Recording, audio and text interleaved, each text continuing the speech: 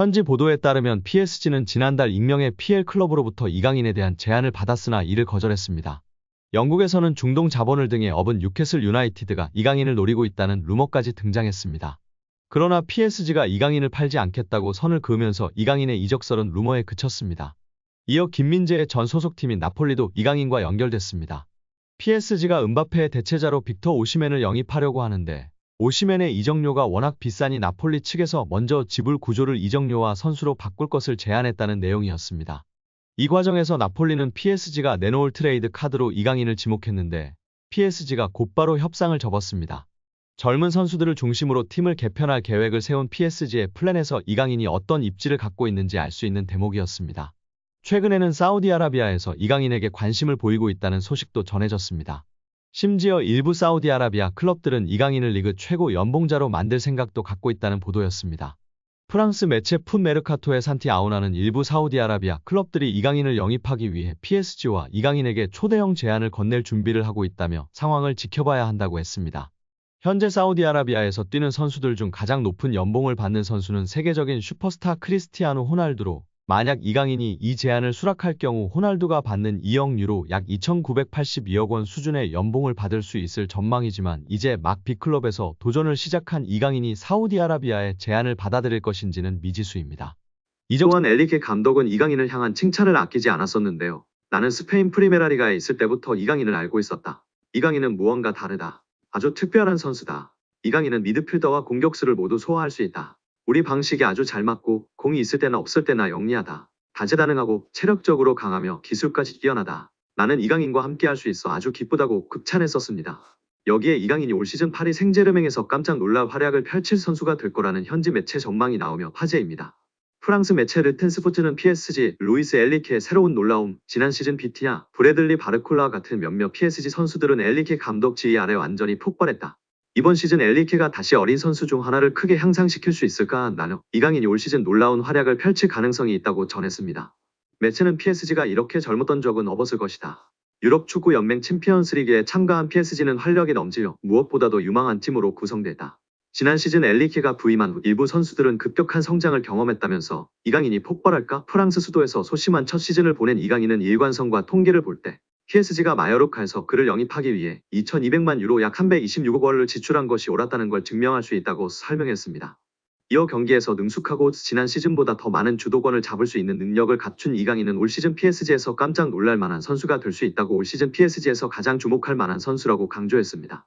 이강인이 유럽리그 랭킹 1위 잉글랜드 무대의 톱클래스 강팀 핵심 선수와 견줄만 하다는 분석이 나오며 화제입니다. 프랑스 리그앙 파리 생제르맹은 2023년 8월 마요르카에 2,200만 유로 약 328억 원을 주고 이강인을 데려와 2027년도 시즌까지 연봉 727만 유로 약 108억 원 및 5년 총액 3,635만 유로 541억 원 계약을 맺었습니다. 2,200만 유로는 마요르카 구단 역대 2위 및 한국인 역사상 세 번째로 많은 이적료입니다. 이강인은 PSG 소속으로 2023년도 시즌 리그앙 23경기 3득점 4도움, 출전 평균 64분을 뛰면서 90분당 공격 포인트 0.43으로 활약했습니다. PSG는 유럽 클럽 전체 랭킹 6위, 프랑스는 유럽리그 랭킹 5위인데요. 저명한 축구 통계 매체 옵타 스포츠에 따르면 미드필더로서 이강인과 가장 비슷한 선수는 프리미어리그 준우승팀 아스널의 주장 마르틴 웨데고르입니다. 70개 국가 및 30종목을 대상으로 하는 글로벌 통계회사 옵타 스포츠가 최근 365일 유럽 5대 리그 및 챔피언스 리그, 유로파리그 자료를 토대로 선정한 비교 대상을 발표하며 팬들의 관심을 받고 있습니다. 아스널은 2023년도 잉글랜드 프리미어리그 준우승을 차지했는데요. 잉글랜드, 이탈리아, 스페인, 독일, 프랑스는 유럽리그 랭킹 빅5입니다. 챔피언스리그는 유럽축구연맹 1등급, 유로파리그는 2등급 클럽 대항전입니다. 이강인은 개인 능력으로 상대쪽 경기장 파이널 서드에 진입한 횟수와 공간 침투로 PSG 동료 전진 패스를 받아낸 빈도 둘 다 유럽 메이저 대회 미드필더 상위 1%에 해당했습니다. 혼자서 위협적인 공격을 펼칠 수 있는 데다가 수비가 헐거운 지점에 대한 공간 지각과 상황 인식, 언제 파고 들어가는 것이 가장 효과적인지에 대한 타이밍 판단, 옆이나 뒤로 향하는 전개보다 리시브가 까다로운 전방으로 나가는 패스를 상대 저지를 뿌리치고 내 볼로 만드는 기술이 월드 클래스라는 얘기입니다. 따라서 이강인이 페널티 박스에서 단독으로 들어간 횟수가 최근 365일 유럽 5대 리그 및 챔피언스 리그 유로파 리그 미드필더 상위 2%라는 어마어마한 결과가 나왔습니다.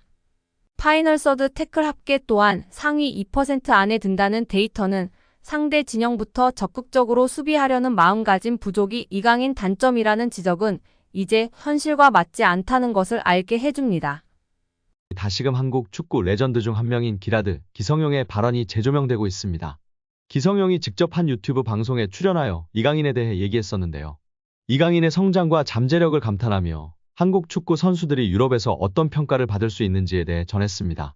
기성용은 이강인에게 자신감과 경기 운영에 필요한 성격적인 요소들을 갖추는 것의 중요성을 강조하며 중앙 미드필더가 중요한 역할을 한다고 언급하였습니다. 그러나 중앙 미드필더가 되려면 실력뿐만 아니라 성격과 체력적인 부분에서 많은 노력이 필요하다고도 발언했는데요. 기성용은 이강인이 발렌시아에서의 데뷔와 그의 성장을 언급하며 한국 선수들이 경기에서 더 많은 인정을 받고 유럽 리그에서 성공을 이룰 수 있기를 기대한다고 발언했었습니다. 기성용 선수가 이강인 선수에 대해 이야기한 점과 더불어 다양한 이강인 관련 소식 자세히 알아보도록 하겠습니다. 기성용 선수는 이강인 선수 데뷔 때를 먼저 언급했는데요. 강인이 같은 경우에는 어렸을 때부터 발렌시아에서 데뷔를 했잖아요. 그러니까 그 전에 이제 유스 시절 때 강인이가 어떻게 컸고 어떤 기량을 보여줬는지 보다는 저는 이것보다는 어쨌든 그 나이에 흥민이도 마찬가지고 그 어린 나이에 스페인이라는 무대에서 발렌시아잖아요. 이거는 정말 좋은 팀이잖아요. 발렌시아는 스페인 유스에서도 알아주는 명문팀이에요.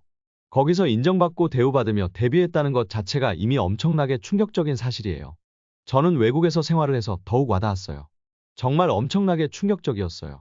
그리고 이제 그 강인이의 플레이를 보면서 이 친구가 이렇게 볼을 차는구나라는 거를 봤을 때 두 번째 충격을 받았어요. 더 놀라운 건 강인이의 플레이가 작년하고 올해하고 점점 다른 것 같아요. 완전히 다른 모습으로 엄청나게 성장하고 있다는 게 보여지고 느껴져요. 피지컬적인 부분이나 또 경기를 운영하는 부분이 아직 어린 나이임에도 불구하고 엄청나게 빠르게 습득하고 성장하는 것 같아 놀라워요. 한번 이렇게 흡수해서 그거를 경기장에서 자기 것 만들고 성장하고 이게 정말 너무 빠른 것 같아요. 그게 사실은 어려운 건데 이렇게 단시간이 되었다는 게 정말 놀라워요. 그리고 19살, 20살, 21살, 23 이렇게 25살 계속 변하거든요. 강인이가 딱 지금 피지컬적인 부분에서 변화가 저는 있었다고 봐요. 2001년생이니까 물론 본인의 노력도 당연히 있었겠죠.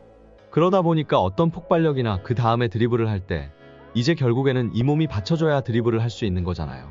그런 부분에 있어서는 확실히 작년, 재작년, 작년 올해가 좀 다른 느낌인 것 같아요.